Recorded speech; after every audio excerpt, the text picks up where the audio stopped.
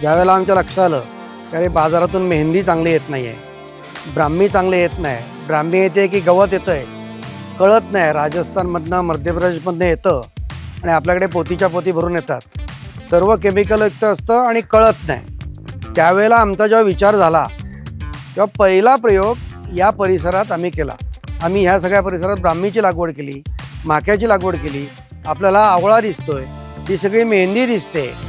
तर ह्या सगळ्याची लागवड केली आणि ज्यावेळेला त्याचा उत्तम रस येतो, कोल्ड प्रेस पद्धतीने करता येतं, हे जेव्हा आमच्या लक्षात आलं, जिथे जिथे आमच्या जागा आहेत तिथे आम्ही